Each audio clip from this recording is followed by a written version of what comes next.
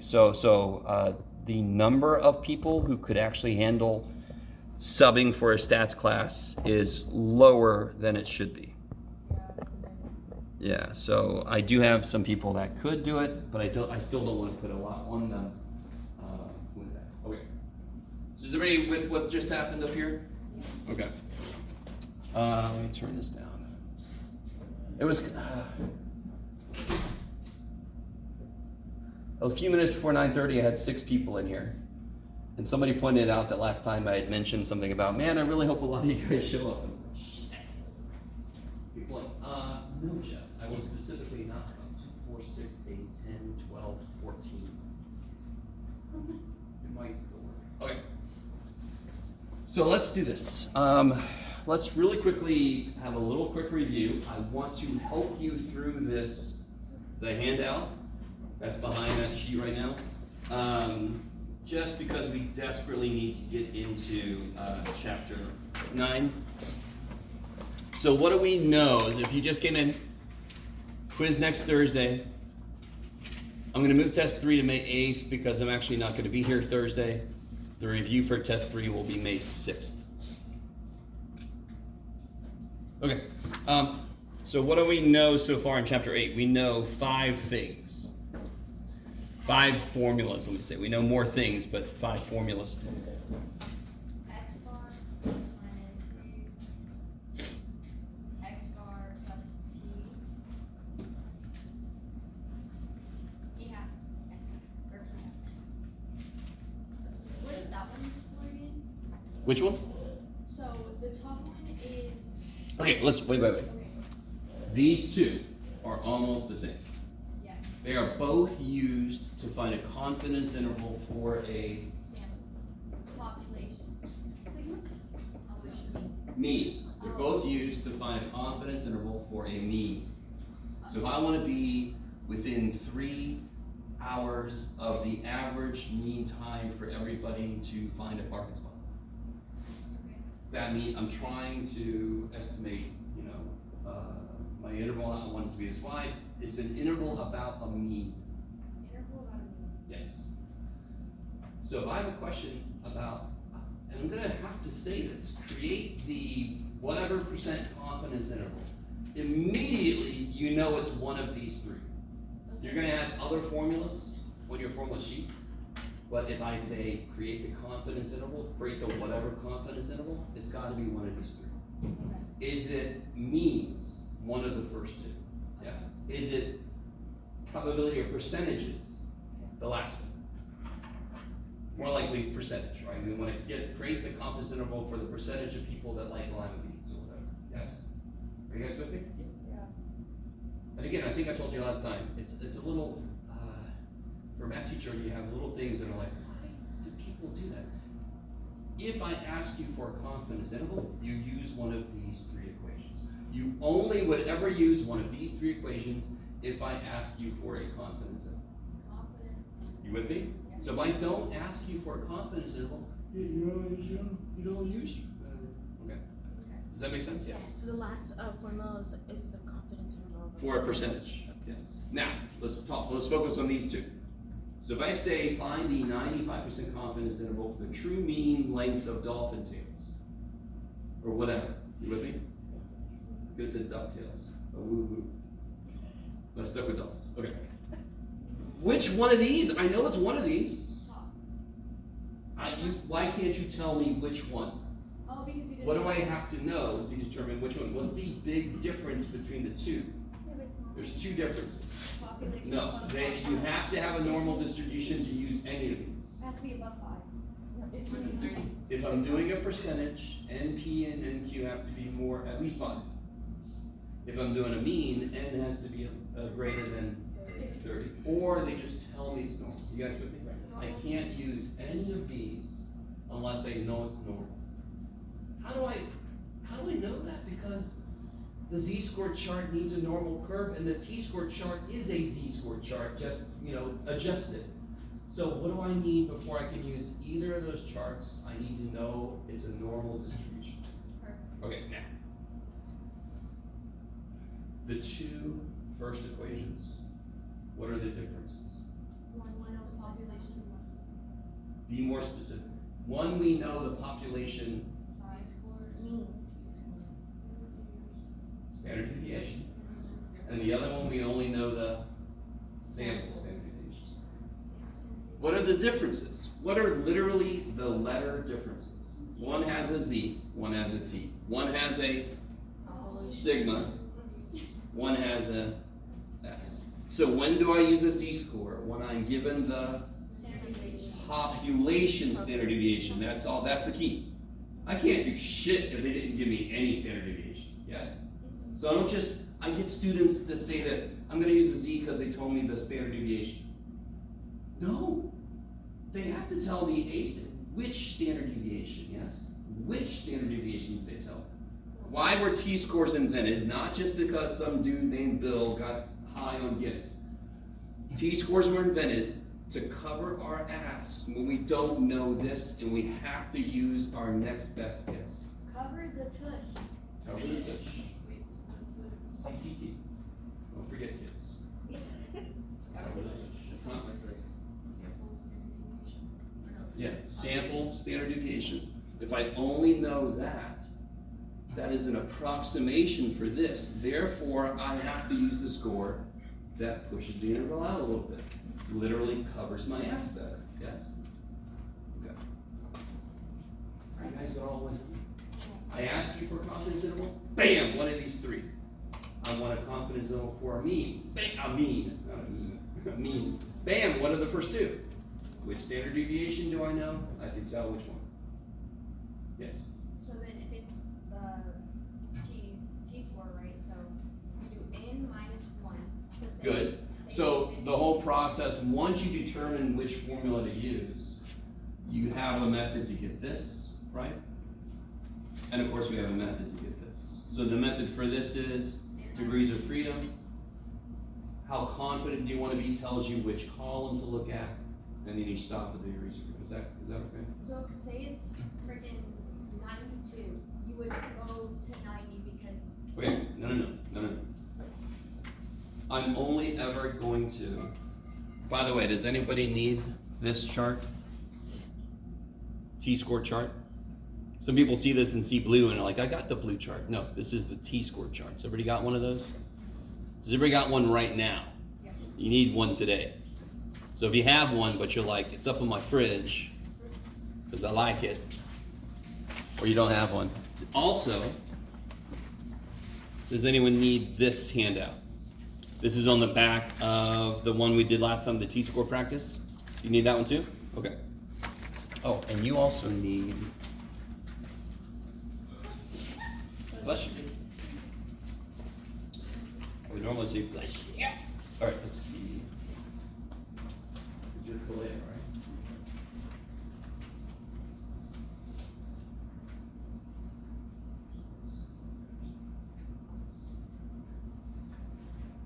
So, for the benefit of those of us who are here, but all this shit is weird, Jeff, so help me.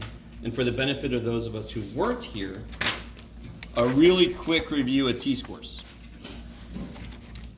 Basically, the idea is very simple. If I know sigma,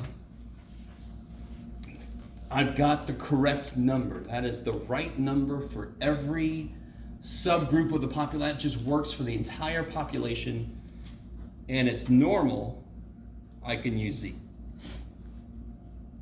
If I don't have sigma, but it's still normal, I can't use a Z-score. I have to use a score that will widen my interval.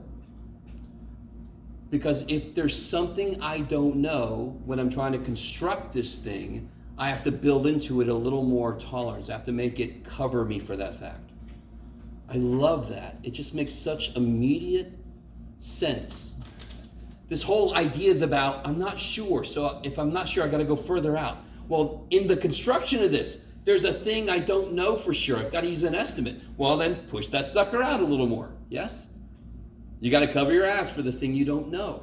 So T-scores are always a little bigger than the associated Z-score, because that's their job. Push it out of it. There is a formula to calculate the t-score that's a little beyond us, you'd have to take some calculus and then take an advanced stats course. So what we're going to do is we're going to say, we're going to let a computer generate this shit, and we're just going to use the chart. Yes? You guys kind of with me? There is a process, because see how the numbers change, and conceptually, the smaller my sample, the less certain I am about S, the more my confidence interval should have to get wider. Yes? So the t-score pushes it out, it gets larger and larger and larger as I am less certain about S, because I got smaller samples, correct? Okay, that's a lot. If you're just coming in and you didn't see the video, that's a lot. The next level is, how do you calculate the degrees of freedom? N minus 1. So whatever the sample size is, if the sample size is 15, the degrees of freedom is 14. And then can somebody tell me 1, 2, 3, 4, 5, which column would I use if I wanted to make a 98% confidence interval? Why the second column? 98% confident interval has how much outside in the tails? It has 2%, so that'd be 0.02, yes? Okay. So everybody semi-okay. If you missed the lecture about this, that was not enough. Yes? Even if it was 2 and then it was 1, it would still be in that same row, right? Do it again. If it's 98% confidence, it's this column. But if it's 1 tail? Oh! Sorry. Confidence intervals are always chopped 2 tails. You with So we me? never Now, have real quick, if it's 90%, how much is in both tails? 2%, how much is in one tail? 1. Isn't that the same column? Yeah. That's So what no I was matter wondering. which way you look at it physically, you're in the same column. Today, we're gonna get into hypothesis testing. And if I had I think the mean has increased, that would be a 1 tail. I only want to show evidence that it's gone up, yes? It would be, if I say, I think the mean has increased. Don't I want to focus on that? I want to find evidence that it's gone up. That's a 1 tail test. I would look at this. So in chapter 9, there's a much more fleshed out reason why those two are there. Right now, it's kind of like, why do we have that top row, Jeff? What the shit? Because we do have 1 tail things coming. But what does confidence intervals always make? Chop 2 tails. Let me stop for a minute. I know this is a lot, but it all kind of is connected. Well, you're just saying. So, let's do a very quick problem. Let's say, in fact, I'm not even gonna try to be creative. Let's say I take 81 things, and I wanna make a 90% confidence interval, and we get a sample mean of, you could do it, Jeff, 13.9, and a standard deviation of 4.12. My first question to you, so whatever the shit this is, right? Under here. My first question to you is, what tells me I can do anything with this at all? What tells me I can actually analyze this problem? N is bigger than 30, which tells me it is normal enough, which tells me I can use the charts. Whatever chart I need. Both Z and T require a normal distribution. That's old news, but T is new, but T is just a modification of Z, so it's basically Z just kind of built up a bit, depending on how small my sample is. Okay. So N is greater than 30, therefore we're allowed to continue. Good old chicken, lettuce, tomato, or central limit theorem. Can you guys take a minute? Don't say anything. Well, first off, what's the degrees of freedom? Say something. 80. Okay. Now stop talking. Look up the t-score for this. Don't say anything. When you find it, keep it to yourself. If you can't find it, you can call me over. You just wait. We'll look it up together here in a minute. Just to check in, a few more people joined us, so I might have a chance for something to work. Everybody's got this, yes? Okay, and everybody's got where'd you put it? Do you even have it, Jeff? Do you have, there it is. Everybody's got this big mamma jamma? It was on the other side of this guy? Okay, just making sure for later. Now that I've distracted you with other stuff, has anyone found the T-score? Yeah. Yeah, because what's alpha? What's alpha? Point 10. 0.10. Alpha is the area in the tail or tails. And confidence intervals always have two tails. Why is that important? Because that's actually what we look up, right? And I'm going to stop where? 80. If I stop, I get a T-score. If I go all the way to the bottom, I get a Z-score. Z-scores are on this chart. But I want to stop at 80 because that's my degrees of freedom. So I get this. You guys get that? 1.664? Okay, so that's 1.664. So go ahead, yes? Wait, how did you get the 10? How to get, The point, 10? oh, 90% confidence, correct? So if I draw this 90% here, yes? How much is outside? On each side, how much total is outside? Oh, 10. So alpha is the area and the tail or tails, and confidence intervals always make two tails. So alpha in this case is 10%. And the reason that's important is, number one, the book uses the symbol, and also it's just the symbol, so it's a good thing to know. And number two, that explains why I'm looking at 10, not 90. Because this is based on alpha. Okay. Woo! So, here's the formula. Once you got all this shit, you just plug it in, right? Plug and chug. Ooh, look, I got more people. So 2, 4, 6, 8, 10, 12, 14, 16, 18. Hey.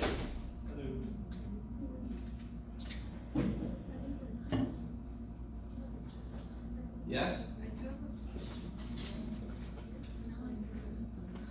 Yes. Yes. Yes, totally. Yes. Real quick, guys. Maybe not quick. Where's my Z-score charts? Arg, arg, arg, arg. Oh, Jeff, you're so organized. I got it. Thank you. Yay! Real quick. Remember this guy? See how it says 0.90 is 1.645? Yeah. If I look at 10 and I go all the way to the bottom, I get, yes, so Jasmine, really good eye. She's like, all this shit here, Jeff, and she didn't say shit, but I did. This little dude here is on here. Yeah. I don't need the little baby chart anymore. I can just go down to the bottom of the thing, yes? I'm more the baby. That's fine. Just because you don't need it doesn't mean you can't use it. Okay, sort of like, well, I don't know, I was thinking about guardrails on the bowling alley. If you don't need them, you can still use them. So let me catch up to you guys. X bar, give or take, this many steps. Where'd it go? There it is. And again, remember the big mistake people make is they'll put 80 instead of 81. It's got to be N in here. 4 nines is that's like, this is 0.4, 7 point. Is the error like 7.06 or something? Oh, I didn't do the error by itself. I got point 72 or 0.76174 round up to 0.762. Point. Oh! Shit. In my head, I didn't put my decimal in the right place. You got 0.762 62? and not 7.6 like I set up here. You could just make it 0.76, right? You just need one more decimal than the mean, but 0.762 is acceptable. Even better. Is everybody? I need you to understand we've done confidence interval before. The T-score is a brand new thing, but it just plugs in. Instead of a Z, I'll plug in a T. And then everything we did before is the same. So now I would just add that, subtract that. So I would get 13.138 up to, you could do it, Jeff. 14.662, I think. Yeah, go And math then point. keep it 3 decimal places, right, because it has to be. In this case, you could have just done 0.76 because it has to be one more than this. Okay. Or you could just make everything 4 places, if you, because then that covers most of what I want. I Yeah. talk about this every single I time, know, it's but okay. I always mess this up. That's okay. Don't worry. All right, let me stop for a minute. Is that? So T-scores are new. T-scores are weird, but they plug in just like a Z-score. It doesn't change the math of it.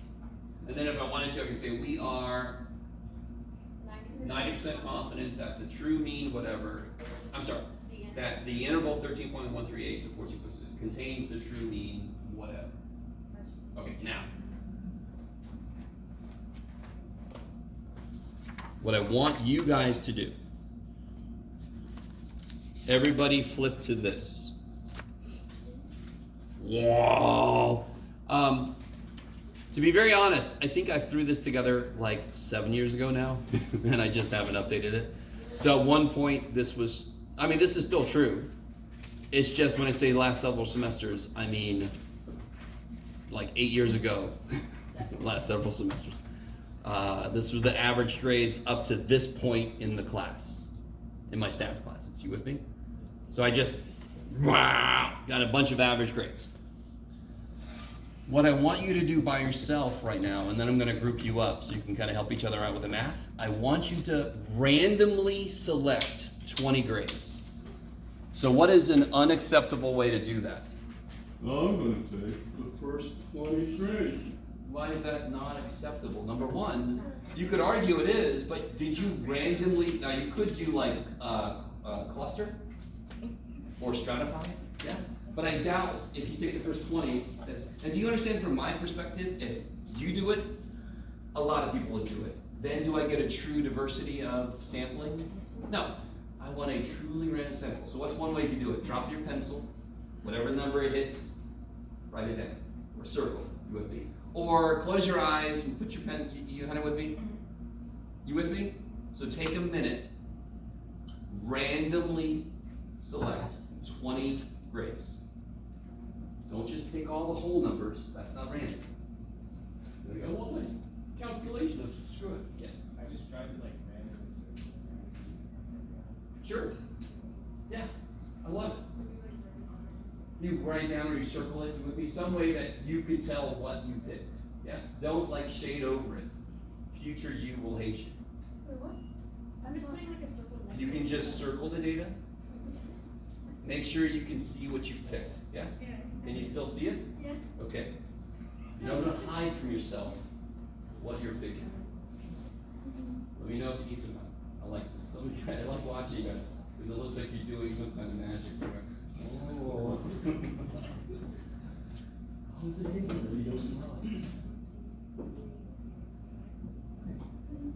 Okay. Should I do this? Yes. Oh, that's right. Let me do it too. Jeff, come on, dude. Get with it. I'll do it really quick.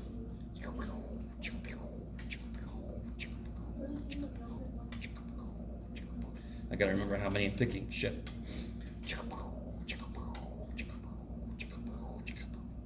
How many? Okay.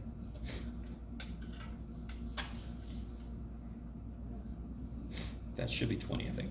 1, 2, 3, 4, 5, 6, 7, 8, 9, 10, 11, 12, 13, 14, 15, 16, 17, 18, 19, 20. Okay. So let me group you guys up. You are all going to be using your own data, but I want to group you up so in case you're like, I forgot how to do this part, can you help me with this part? You can double check, make sure you're getting the right T-score. All you with me? Right. So just to make this easy, so you don't have to, can you guys work together, you three? You guys? Can you four back there kind of work together? And again, it's your own calculations, but you can kind of help each other. Ricky, can you guys work together? Can you three here work together if you need to? You two there, you two there? Yes? Again, you're doing your own calculations, just help each other out. Figure out how to do something. The first step is to put this in your calculator, so if you have to borrow a calculator, let me know. Oh shit. I just realized something. Why is that not? There it is. That's a very useful video I just made. Okay.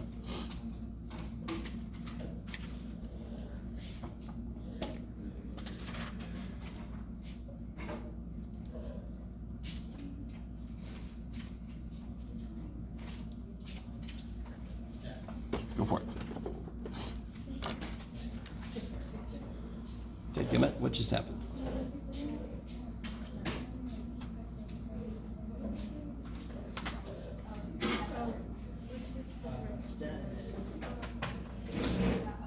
Sorry, people at home. Sorry, people at home. I didn't have the overhead up there. Sorry. Go ahead and finish up over there. I'm sorry. Immediate thing I just want you to notice is, did anyone get the same mean? No. Do you understand what I'm saying? Now this is a concrete example of what we keep saying. You guys kind of know it. If I go get a mean from a sample I took and somebody else does the same thing, I'm gonna put a lot of money on those being different. Do you think anybody got the exact right mean Yes. of the whole thing? Alright, so we got one overly confident person, okay. I know you. The confidence intervals are different, but you see how they're kind of agreeing that it's like around 80 or something? Yes? Here, let me stop for a minute. How are you guys doing over there? Incredible. That's awesome. Oh my gosh, they're really all catching 80.29. No, they're not. Oh, they're. This is why I was so excited when you came up, although I kept it inside. So, what's the confident, you're fine. Everybody did the work, as far as I can tell, everybody did the work perfect. And I already know, go ahead and finish yours up, but I know yours is gonna catch the real mean. That number I put at the bottom, that last question they asked, that's the real mean. What is it, 80.29 something? Yeah. So you can kind of see who got closest. Do you get a prize for that? No, it's just random. Who gives a shit? There are 8, you can count, Jeff, 17 means up there. I got one confidence interval coming, but there's 17 means up there, correct? So there will be 17 confidence intervals. What percentage of the confidence intervals would we predict to not catch the real mean? 50%. No. How confident is each one of them? Oh, 90. So what's the likelihood, what does it seem to be that, it shouldn't catch it? 10%. You guys going with me? Yeah. So 90% and 10% don't mean shit about a single interval. It's sort of like flipping a coin. Can you get half a head? So 50% doesn't mean shit if you flip a coin once. Probabilities only mean something if you do it many, many times. So 10% of 18 is 1.8. So expect somewhere between 1 and 2 intervals to not catch the real mean. How many intervals did not catch the real mean? 1. Not because the person did anything wrong. It's because of freaking statistics, which is honest. Anytime you do something statistically, there's always a chance we're wrong, which is why that must be reported. When they tell me they're 95% confident that this is what it is, I know there's a 5% chance they're wrong. Dude, are you guys at all with me? I'm so excited that I got enough people that I felt I should get 1. Because the likelihood is actually 2. It's 1.8. So I'm like, I should get 1. I feel like I should get 1, and I did. So up to the 13th, I was like, damn it, or whatever it is. And then you came up like, oh, okay. Did it have to happen? No, because if I expect 1.8 things to happen out of 17 or 18, is it weird if it doesn't happen? No, that's like really close to 0. Yes, so it could have not happened. So when we say 90% confidence interval, what that really means is if a bunch of people made the same kind of interval with their own samples, 90% of those will catch the real mean. So your answer to the last one, just to point you out, you're just randomly the person that didn't get it. Your answer to the last question would be, it looks like evidence that it isn't 80 point whatever. why does that interval show evidence that it's not 80 point whatever? Because it's not in there. Right? Everybody else would say, I did not find evidence that it isn't. And in English, they wouldn't like what I just said, although the double negative thing, finally, they've kind of let that go and it can happen. Because double negatives have a place, and not just in mathematics, but in everywhere. But every other interval is not evidence that it is not 80 point whatever it was. Are you guys all with me? Yeah. Okay. Every single interval up there is evidence that it's less than 90, yes? Every single interval up there is evidence that it's greater than 60, yes? Okay. But only one interval showed evidence that it isn't 80 point whatever. And in reality, it is. Now, in real reality, like really reality, we have no idea what it is. So what is one of the fundamental things about science? Thank God I started that up again. One of the fundamental things about science, if I and my research team see something, what do we hope some other team does? See the same thing, repeatability. Yes? In reality, if we're one team, we're gonna make one interval. What would be better? Have multiple teams make their own intervals. Then we can kind of play off each other, so that's more information. Are you guys at all with me? Okay, we can stop there. So this whole idea in science about if you see something, not say something, if you see something, you're hoping another group sees the same thing. Or, to be honest, scientists, they're hoping actually that they don't. Because that's exciting. They're like, we thought we knew what was going on. Maybe we're wrong. Let's get a third group. Hey, third group, what? You busy? No, go look at this shit. And then we see what they see. Are you guys kind of with me? Not to get too deep into like philosophy of science, but there's a lot of misunderstanding. Scientists desperately want to be shown they're wrong. That is what they are always trying to do to themselves. How do we test theories? We look for evidence that the theory is wrong. Science is fundamentally always trying to prove itself wrong. So a lot of people see science as, oh, you state these things and you're saying, oh, you know what's good. No, science is like, here's what we think. We might say later that we're wrong, you know, and people distrust science. It's like, I could eat eggs 10 years ago and now I can't eat eggs. And they're like, well, yeah, because we learned more shit. I'm sorry. So I think it's related to recent events in the world and misunderstandings about the statistics behind those things. I want you guys to be better than that. I don't want you to think the way I do. I want you to understand what to look for when you see somebody telling you, hey, here's the data. And where did you get it from? How many did you talk to? Did you know? What did you do with it? What kind of interval did you make? Is it a 60% confidence interval? Because if so, screw you. So they got to report who they talked to, how many, what confidence they used, blah, blah, blah, blah, blah. Or else you can't trust anyone. Okay? I'm sorry, did you? No? Okay, you're okay. I'll come help you in a minute. Okay. As I take myself out. So, T-scores enable us to work with pure data. Because if all I have is the data and I don't know anything about the population, I cannot use a z-score. Because what am I not going to be able to get if all I have is my sample data? What does a z-score need? Population standard deviation. So if I cannot get that, I must use a t-score. So in reality, we are very often using t-scores. Because most of the time, we don't know shit. So we have to estimate with x bar and with s. Okay. So I'm going to get, that's chapter 8. So we're going to get into, remarkably enough, chapter 9. Let me see. Sorry I didn't bring any, like, unwritten on paper. Sorry. But, and when I'm introducing, so we're getting into chapter 9. I will start off chapter 9 by saying, confidence intervals are really good first level statistical analysis.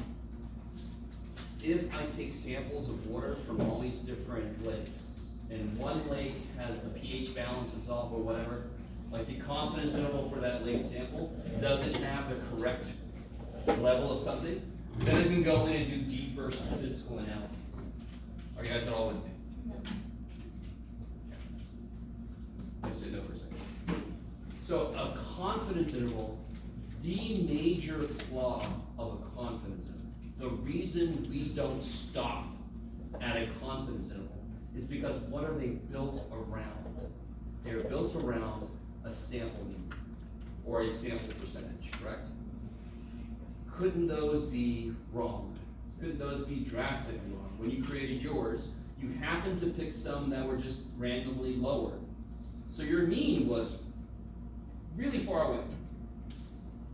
You guys are all with me? Nothing wrong with confidence intervals. Nothing wrong with any statistics. It's just how do you use them correctly. Confidence intervals are relatively quick to do, and they're a quick indication of something is off. I would expect it to be around 80. If my confidence interval goes up to 75, oh shit, let me go look at that group and see if that's an actual thing. We do a deeper statistical analysis. Okay, I like it. So, what we're about to get into is if somebody makes a claim. So a claim could be, I think the average amount of pizza that you eat in a week is 4 pounds. Believe me, it adds up. And when I was in college, it was like every day and a half, I was eating pizza for some meal. Pizza was like, man, all those food groups are. What do you want? No. Or a claim could be, I think that more than 70% of gross fund students, whatever, right? Man, my creativity's gone. Drive cars. Sure, drive cars. Okay.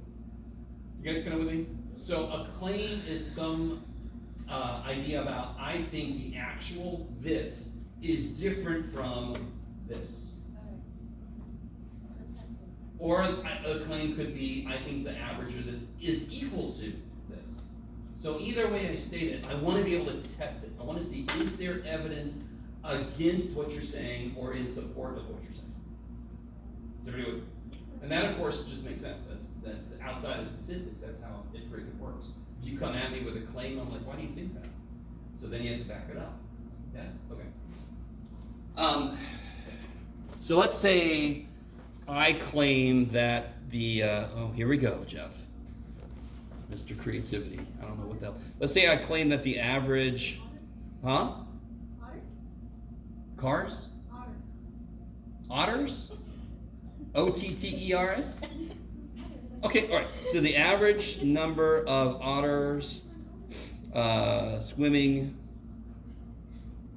by a house on the lake or on the river is less than, or I'm saying, let's say this. Yeah, sure. Is less than 8.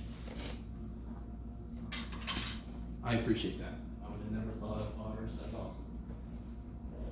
Okay.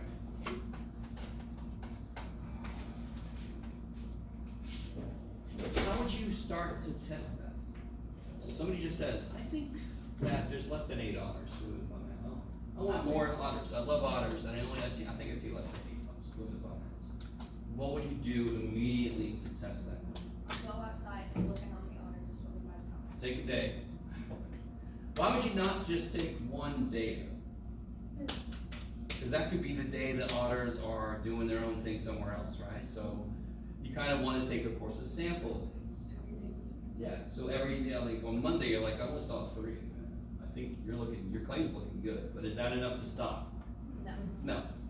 So let's say we take a sample of, what's a good amount of days to take a sample of? 1 week. Huh? 1 week. Why is that not, no, it's okay, don't worry. Why is that not good enough? Because I eventually want to use z-scores here, yes? So 31, sure, I like it. So for a full month, we are dedicated to this. I mean, otters. No days at all. We must find this out. Because this could be something about the otter population in the area. What the shit?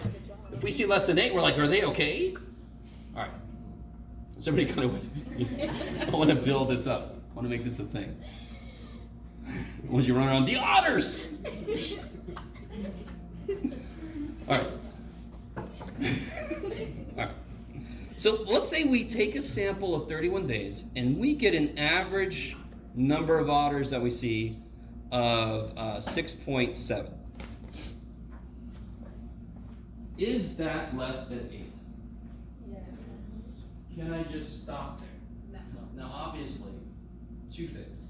My tone of voice just told you I couldn't stop there. And obviously, that's not enough. Why can't I? Isn't 6.7 less than 8? So what do you guys say? Why can't I just stop there? Damn it, that's right. Huh? It's just a sample. Could that month be a certain month where the otters go somewhere else and there's a fewer left? And that's who I'm seeing. You gotta do all 12 months. Yeah, I could make my sample better. So let's say this. What if I did take 31 random days from the whole year? Could I now stop and go, there you go, there's your proof? No. Why not? Because Good job, Nicole. You've made things better. The 31 days were not one straight month, they were No. randomly picked from months throughout the year. is there certain days that you might be doing something I else? could have randomly picked the certain days where environmentally, biologically, whatever, they just weren't coming by. Yes. I just gonna like do all 365 days. Alright, if we do That's every day for a full year. That's the best sample you can get in a year. I agree. Good thinking. So if I did every single day, could I stop then? No. Nope. Lifetime, just get it. That's right, you gotta really get, alright. Any sample I take cannot be evidence on its own. Cause what's one number? Would you, what, do you guys agree? You guys agree that 6.7 is less than 8? Yeah. Is it very less than 8? You cannot answer that question. You cannot answer that question. I don't know if it's very less than 8. So real quick, if I have $30 in the bank and you give me 5, is that huge? Yes. If I am Bill Gates and you give me $5, will I blow my nose? Yes. It is. Okay. You guys gotta look at, so relative to the situation, so what one number did I not give us that would tell us how far apart those are? Standard deviation. Standard. Okay, so here's the idea. If the mean is actually greater than 8, does that mean it's impossible for me to get a sample with a less than 8? It's not possible, is it? In fact, the average of the grades in that was 80, and we did get something that didn't include 8. Yes? So not only does a sample have to do what this claim says, it's gotta do it enough. It's gotta be so far away that it's further away than random variability. Couldn't somebody come out and take a random day, sample of their own 31 days and get 8.3? Yeah, and I got 6.7, right? I don't know about them. So I really want you to get this point. Any sample I take will have variability involved. I could have randomly just picked days when there weren't the others. Yes? Okay. And if I would have just come those other days, that was when a whole flock of them and my average would have been higher. Are you guys with me? That, I'm not saying it did happen, I'm saying it could have. So to be evidence, not only does 6.7 have to be less than 8, it's got to be less than enough. It's got to be so far down from 8 that I escaped the possibility that I was just randomly that low. Do you guys agree with me that if the mean actually is 8, that any sample I take should be close to 8? Close to 8. So now is when we're finally going to improve on our, well, we sort of did with confidence intervals. The different confidence levels are changing like the z-score was 1.645, 1.96, which goes along with 2.575, right? Do those numbers sound familiar? We already sort of improved on our definition of unusual. Right. It was based on how confident we wanted to be. I'm really excited because this is like, everything we've done, you can see in the real world.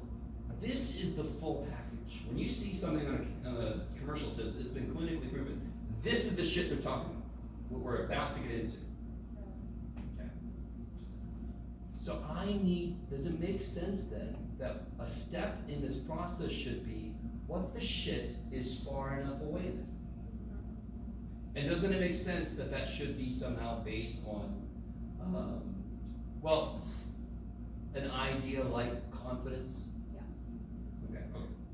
So, the two most important steps in the process we're about to develop is, what is far enough away? Meaning, where does evidence start?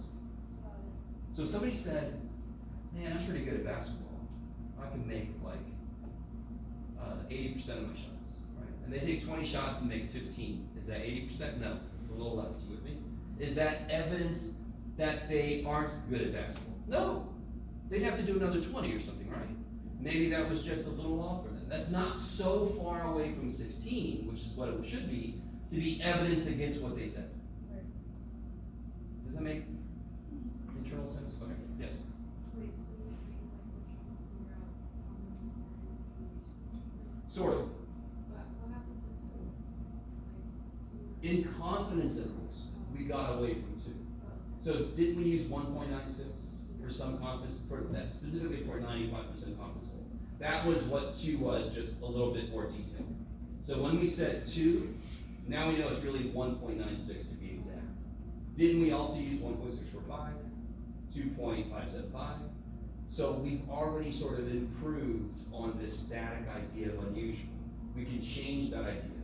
And again, remember the example I gave you, if you're in a nuclear power plant? You're not gonna wait for the needle to go into the red? Oh, it's in the yellow. Don't worry about it. I'm curious, so I kind of do want to. Huh? I'm curious, so I do kind of want to see what happens. To do what, sir? I'm a very curious person, so I do want to wait for the record. Oh, you're like, let's see if this Godzilla shit things out. It's like really real.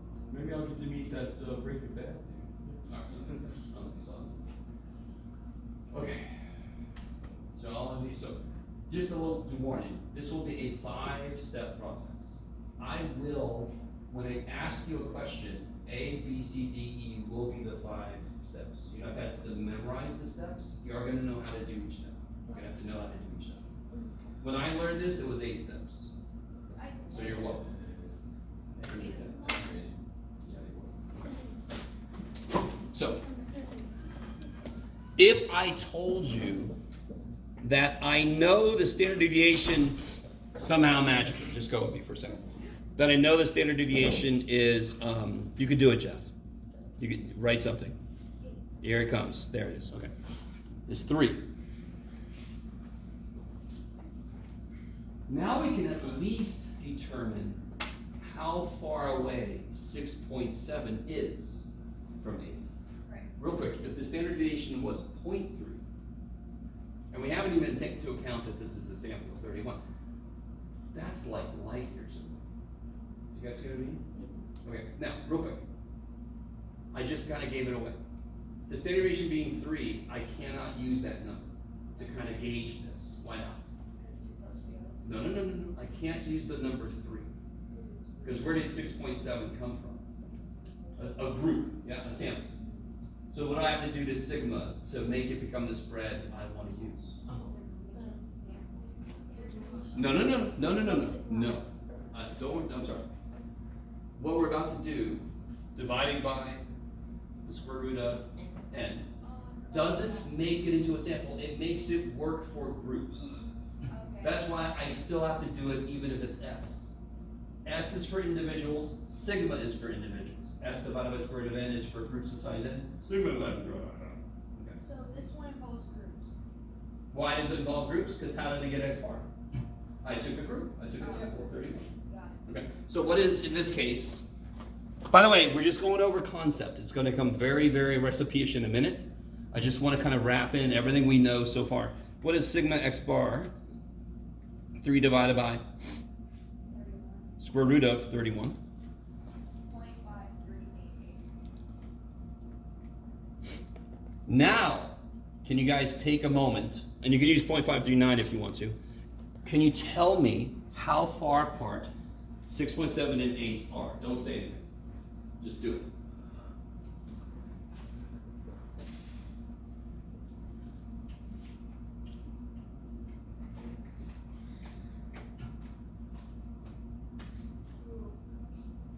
Tell me, now that we've figured out that, tell me how far apart 6.7 and 8 are, relatively.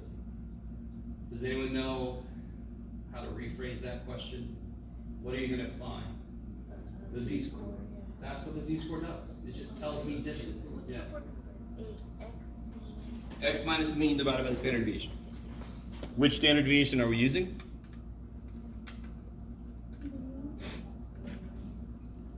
The new one, right? I did that in my head, and now I forgot what it was. Hold on. I think it's 2.5 something?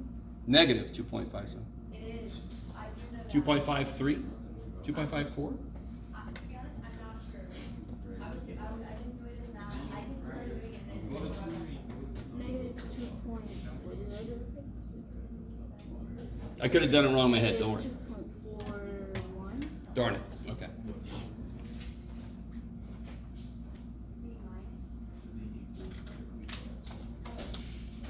Now, listen. We're still missing something. But what is your immediate reaction to that? These scores tell me how far apart these are. Does that indicate that they are pretty far apart or that they're not that far apart?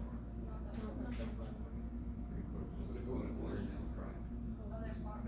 cry. Yeah. We are changing the definition of usual. That's sort of what's missing. But isn't negative 2.41 really far down below the mean? Yes? Oh, yes. All right. Yeah. I still don't know though. I'm missing information. Nobody told me where evidence starts. So this is old news. You can always calculate this. I can see how far my sample was from what the claim number was. So I'm comparing 6.7 and I'm seeing if it's different enough from 8. And it is below 8, and it looks like it's really far below 8, but I don't know what the standard of evidence was. And this is sort of like in a court case. What we're about to get into is very much like a court case. What is the phrase in a court case? Beyond a reasonable doubt. So this kind of captures that idea mathematically. So that's really different. Yes? But I still don't know what the standard is. In this case, how far did it need to get? So just tell us, Jeff, damn it. Okay, so each problem will tell me where evidence starts, but they will tell me in a very strange way. Wouldn't you say that, all right, let me say this. What if alpha, and let me ask you 2 questions. How many tail test do you think this is? Can somebody tell me in math what the claim was? What's the claim in English? The mean is less than 8. So what is that in mathish? What's the symbol for the mean? Oh, X bar? Not X bar, mu. Because here's the thing. Does it make sense to make a claim about a sample that I could see? No. We're making a claim about the population that we cannot see. And we're checking it with the sample. So the claim is the mean is less than 8.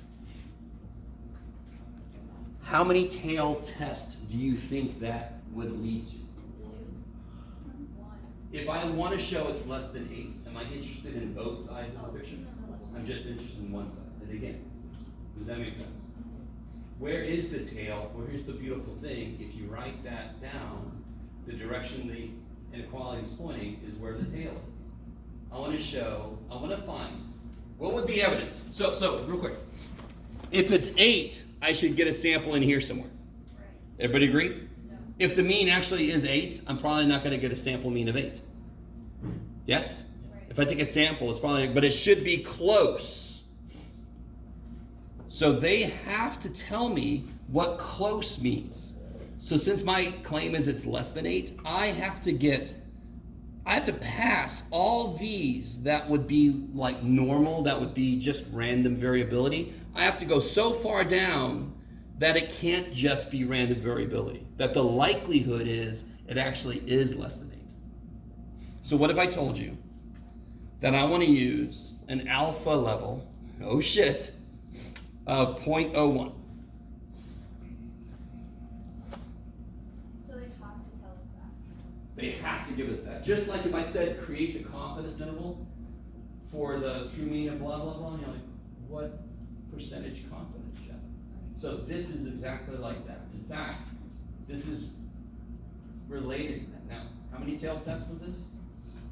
1 tail test. Are we using z-scores? Which standard deviation do we know? Which standard deviation were we given? Oh, the population. So we're using z-scores, yes? Yeah. Good. 1 tail, z-score, so it's gonna be the bottom of the chart. Alpha's 0.01. You with me? Look at your t-score chart. Alpha's 0.01, but it's 1 tail. So which column are we in? The bottom. Where are my, there. 1 tail, 0.01. You guys with me? Now you see why we have these. A 1 tail test would be, I think it's less, I think it's greater. A 2 tail test would be, I think it has changed. If I think something's changed, couldn't it have gone up or down? 2 tails. Either way would be evidence. If I think it's increased, decreased, 1 tail. Just one direction would be evidence. Okay. Right, and not debate. Are they still the same? All right. Yes. So 1 tail is if we think it's changed, like increased. 2 tail, As if it could go either way and be evidence. And that's when I think it's changed somehow. Or trying to show maybe it's changed somehow. 1 tail is if, I always tell students, if there's a directional word in there, less than, increased, gone down, decreased, less than it was before, more than that, right? Those are directional words. That's gonna be a 1 tail test. If I think the average is more than 70, I wanna find a sample above 70. I'm only interested in that direction. Anything else would be evidence against me. That is a 1 tail test. Does that make sense? Let me stop for a minute, because I'm throwing a lot at you. But it's kind of, everything we're doing is built on stuff we've done before.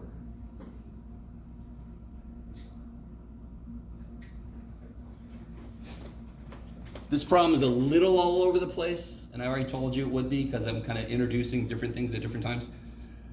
Did somebody find out what that z-score is? So if you go to 30, right? No. Is it a t? If I stop, I get a t-score. If I go all the way down, I get a Wait, z-score. we're going all the way down Because we know we're using a z-score. Don't we know we're using a z-score? So then I know I'm going to go all the way down on this chart. That was bad, the phrasing, Jeff. So area in 1 tail, 0.01, go all the way down, 2.326. Now, notice something about this chart. Does it have any negatives on it? Where are the humans? Should the 2.326 be positive or negative? Should be negative.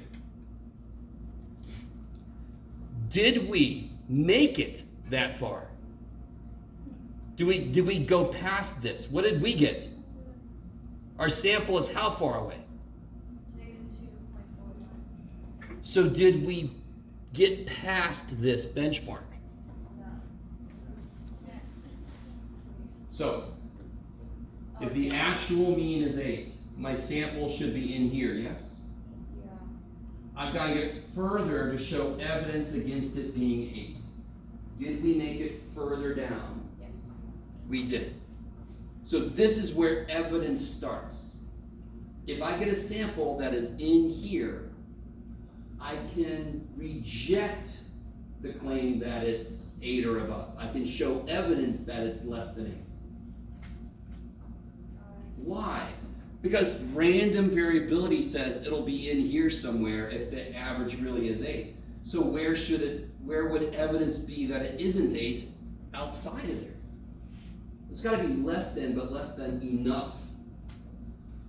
Because if I take a sample and I get 7.8, the mean could still be 8, right? It's not that different, especially now that I know the standard deviation.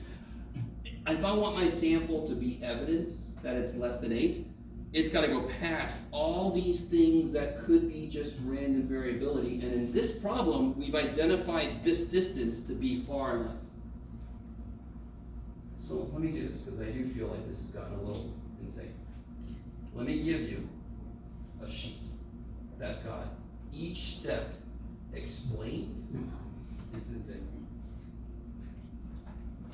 I brought it, that's so nice. I actually brought the sheet I just talked about. Okay.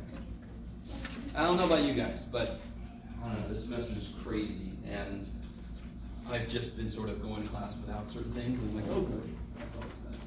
Alright, but I'm so happy, I got this.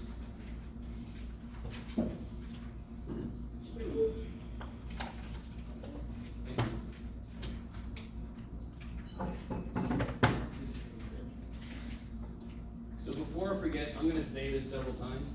When you get into chapter 9 homework, they're gonna reference you to a worksheet in the back. Screw that worksheet. You're gonna use this template. You with me? These are the questions. Their worksheet answers the same questions, but it assumes you're using the calculator to do all the work.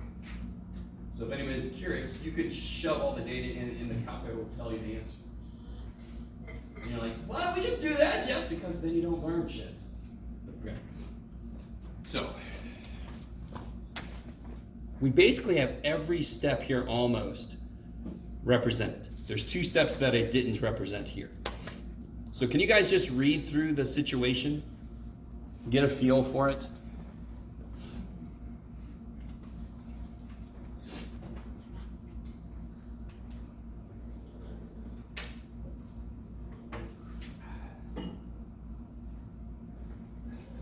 Someday I'll actually look up to see if the study notice was done. This just came completely out of my head. Oh, that's. But it makes sense, right? Does it? I don't know anymore. It makes sense that if an animal has more room, it's bad enough to be in captivity. But like the San Diego Zoo finally gave the elephants more room, what is this, like a decade ago or so now? And elephants desperately, I don't know if any of you guys ever go to the zoo. It's kind of nifty. They have this whole big place they can roam around in. They got stuff to play with. So they're gonna have a better life. They're probably gonna have a longer lifespan. Yes? Now, real quick. Can somebody please tell me? By the way, his name is Phil, apparently. I decided in the last sentence. This researcher's name is Phil.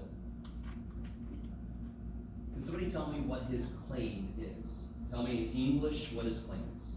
Northern Minnesota coyotes live longer in captivity. If. They are given more time. Okay. So can you make it more specific now? What does live longer mean? How long does a coyote live in captivity, period? Just how long do the coyotes live? All of them live 10.15 years on average, yes? Okay. I think I did look up average life of a coyote, at least to make that part realistic. His claim is that they should live longer. The average lifespan should be greater than 10.15 years, yes? And you write next to where it says claim, write that in complete mathish. The average should be greater than 10.15.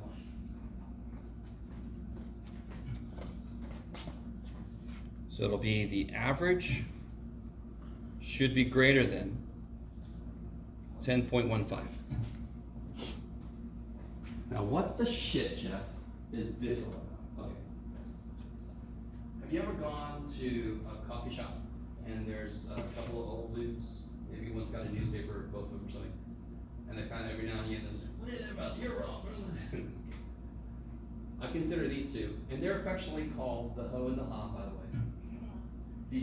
The official name is the null hypothesis and the alternate hypothesis. But I call them the hoes and the ha's. Okay, you guys with me?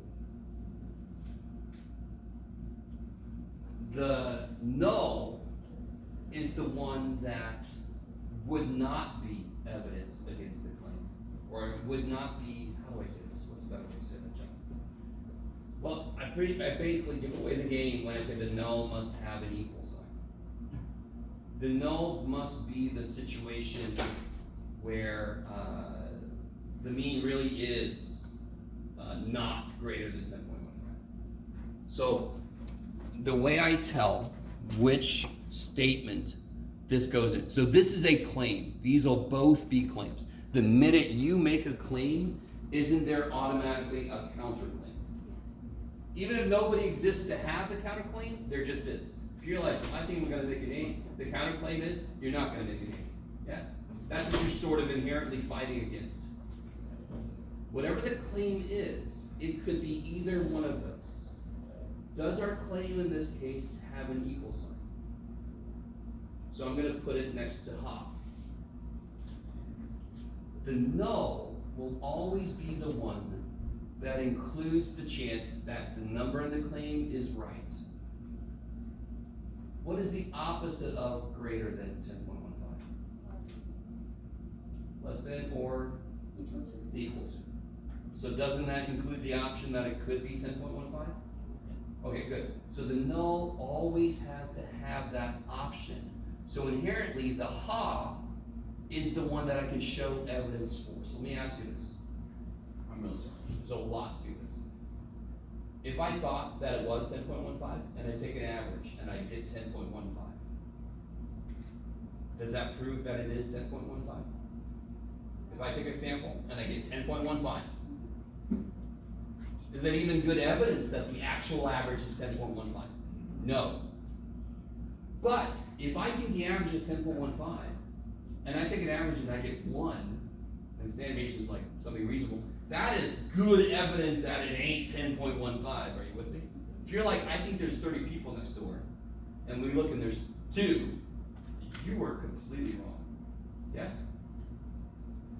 So, the ha needs to be the statement that I can show evidence for. So if the statement has an equal sign, I can't show evidence using a sample that something equals something. I can show evidence that it looks like it isn't equal to that thing. How are we doing so far? So if you want to boil it down, write the claim in Napfish. Does it have an equal sign? If not, it goes next to the alternate, the ha. Yes? The ho is on whichever one you put the claim in for, the other one is the opposite. These are the 2 old men in the coffee shop who feel different about something. So where do I put that again? I'll tell you where to put it, Jeff. Hey. So you put it next to the ha. So what must the ho be? The null hypothesis, sorry. Less than or equal to. Less than or equal to.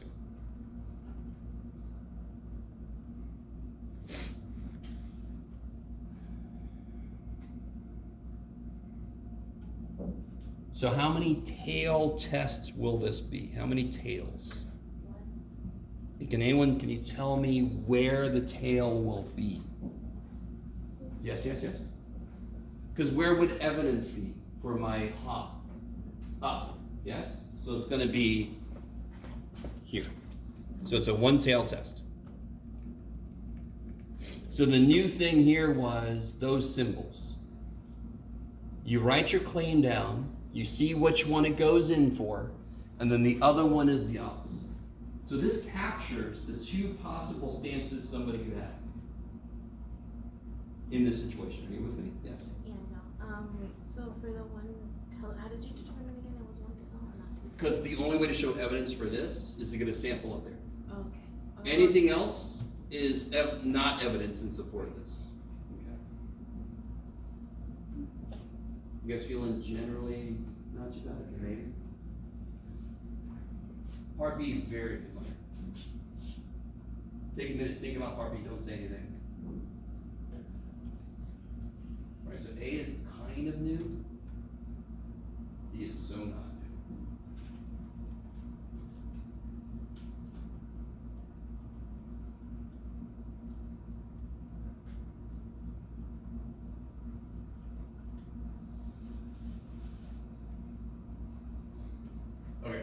Who's got it? Is it right? Yeah, why can I use a z-score? I need to know two things. What's up? Sorry?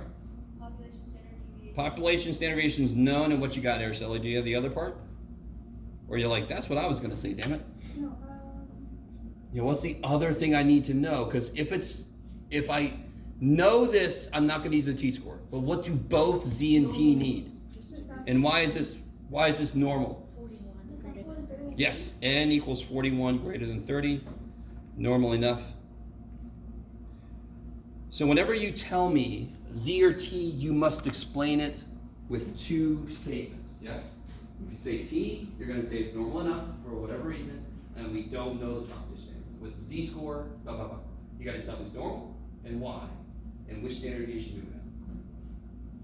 Oh, we know the population.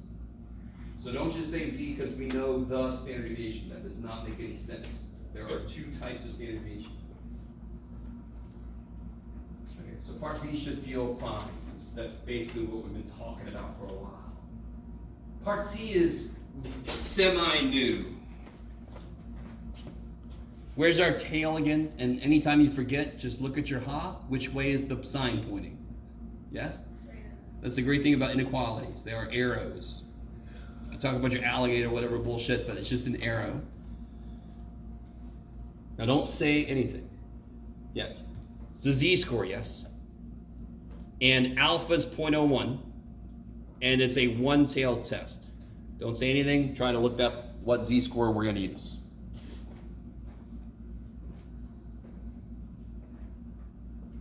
You don't ever do it where it's like, you have to use the other chart for it. I might. Just that big enough. So how would you do that? Huh? How would you do that? We'll do an example. Like I could say alpha's 0.03. And that's evil because it's not on there, right? So then we'll have to look it up the old fashioned. So then you can, We'll do it. okay. Yeah. I'm not gonna do that like, I don't even know if I'm gonna do that, but I think they do it somewhere. Alright, who's got it? 2.326, yes. So, this, let's see if you guys are cool with this. If I get, this is key. We're going to talk about this over and over and over. I really want you, but right now this is still new, so I don't blame you if you don't know how to answer this. If I got a sample in here, what does that mean about this guy? It's false. It's false. I can reject it, yes? Yes. In that case, I can reject the whole. Okay. So if I get in here, then the one who thought it should be in there looks to be wrong.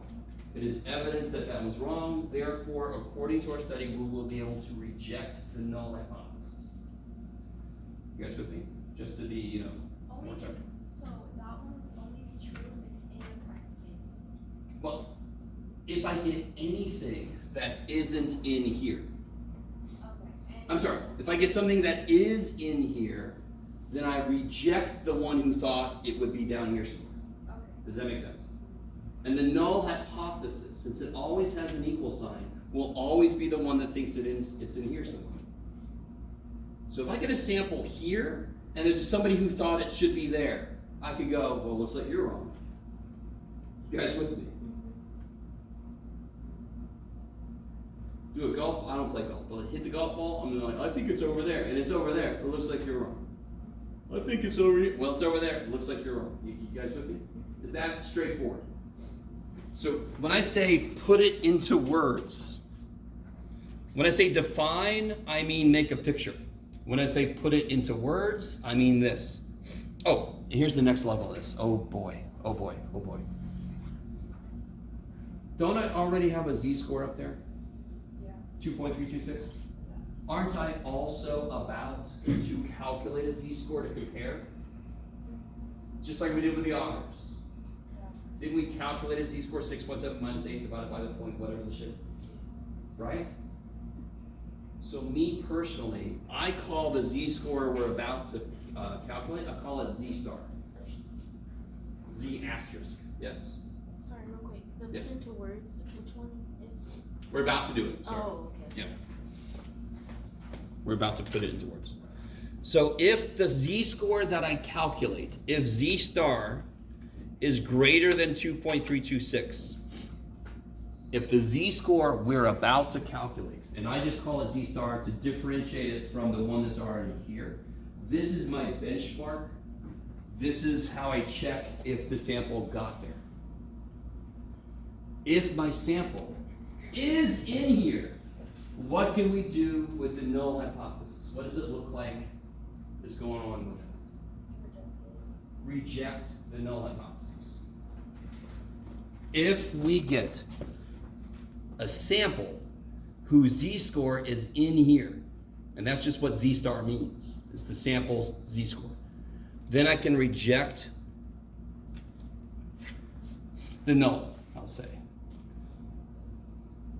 Don't want to offend too many people. I just think it's funny to say reject null. Now, if I reject what the null is saying, and the ha is saying the opposite, doesn't that at the same time mean that I'm supporting the ha?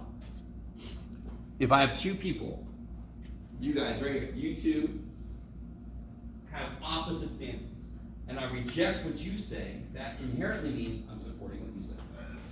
Right? If you feel the opposite of him and I think you're wrong, then that means the evidence points to you could be wrong. I'm supporting your stance. You guys with me? You're both wrong, basically. No. How you guys feeling so far? It's trippy. It's a lot. It's a lot. So let's do this. Let's do this next step. Can you help me gather all of the sample information? What do we know from the sample? Tell me anything about the sample. 41. Good. Somebody else tell me a different thing. What else do we have from the sample? The standard deviation. Well, that's the population standard deviation. I'll take it. Yeah. That is 4.27. What else do we know about the sample?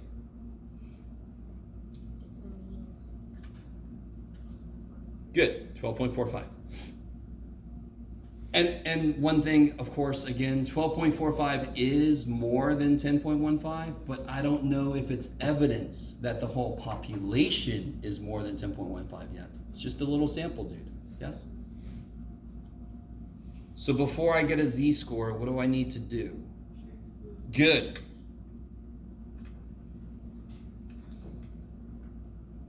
Take 4.27 divided by the square root of 41. For some reason, I always get people put, sorry, this should be X bar. I always get people put like X bar in here or something. This has got to be a whole number of things, yes? So if you put a decimal in there, you know you're wrong. So what's that, math boy? I think it's roughly 0.663. Damn it. 667? Okay. Gotcha. So we'll make it less evil. We'll make it 67.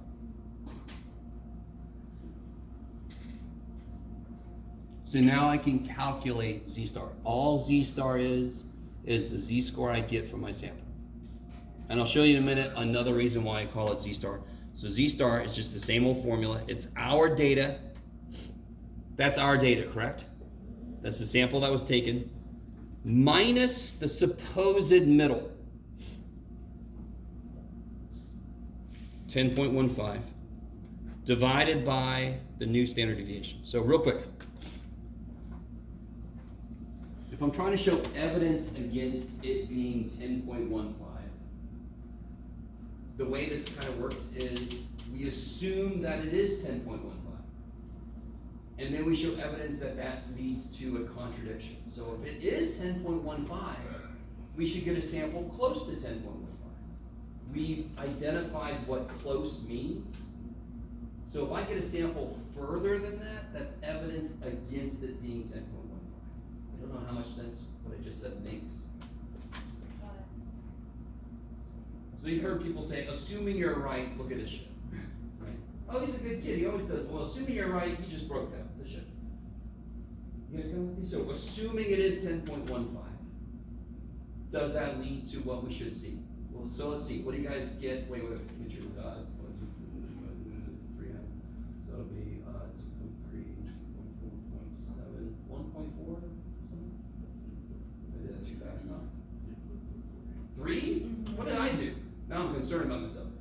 2.3, damn it, Jeff, 2.3, 3/2, 1.2, 3.6 is what I would have said. You said 3.45? What is it? 3.44? Oh, 3.4. Huh? If you round, it's 3.4. 3.45? Okay. Did we make it far enough away? How far away did evidence start? There. Oh. So the null thinks it should be here.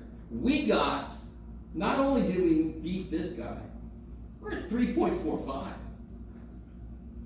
Do you see what I'm saying? So I could do this visual for myself. We got here. Look at the little star. Sorry. 3.45. We're way the shit up there.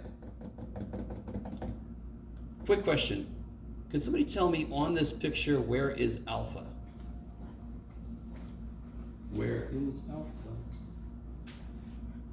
In that pic. Where's alpha in that? What does alpha mean again? Oh, is that the fish? That's the fish. What's it mean? Oh, there's one. Oh, 0.0. What's it mean? What's that number mean? All the data. What's alpha Greek letter for? A. A stands for apple. No, area. So where on the picture is alpha? That little shaded piece, yes? You with me? You with me? Okay. There's the last new thing I'm going to tell you about.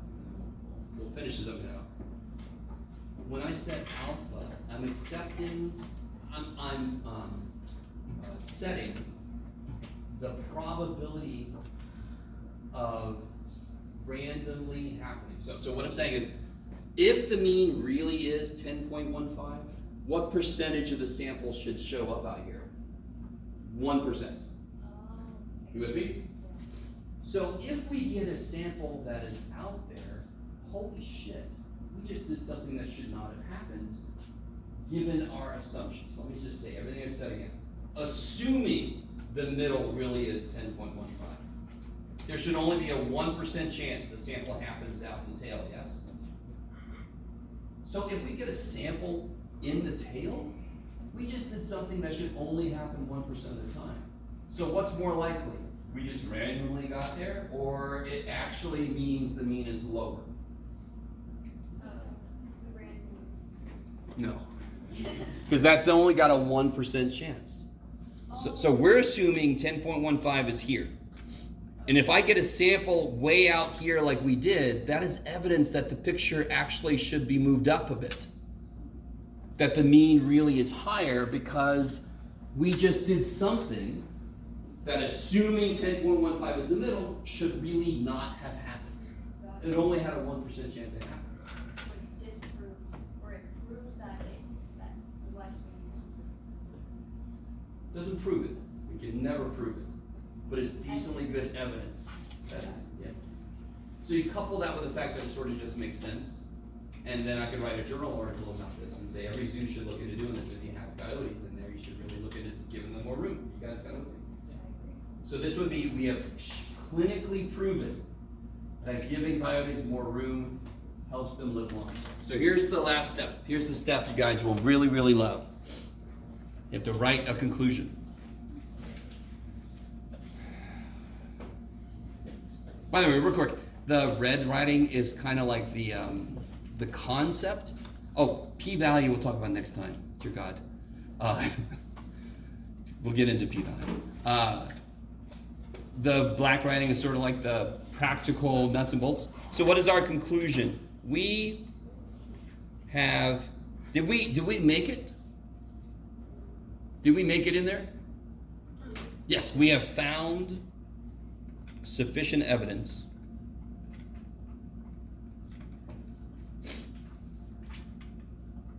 that the mean lifespan of coyotes is longer if they are given room to roam.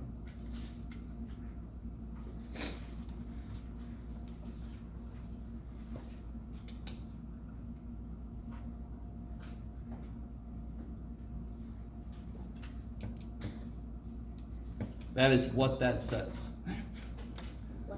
Doesn't look like what it says, but it does. Alright, guys. I always let you out a little early because they don't really give you a break in the middle. Real quick, funny thing. When stats was an hour and 55 minutes, we didn't have to give a break. Now that stats is 2 hours and 5 minutes, we're supposed to get a 10-minute break. Think about that for a minute. Yeah. So the class didn't get any longer than what sense does that make? So when students are cool with it, I normally don't give a break, we just leave a little early, and nobody's complaining, so I'm just gonna keep doing it. Don't forget your stuff. If you borrowed a calculator, dear God, don't make me carry it around.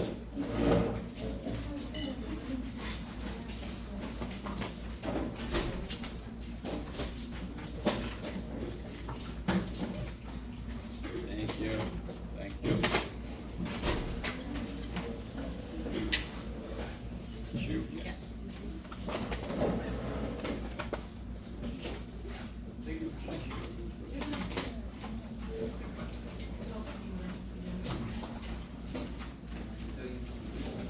It's that one. What, this was, Yeah. Yes. Yes. Oh. But it's just always our data minus the mean divided by the spread. Yeah. I like it.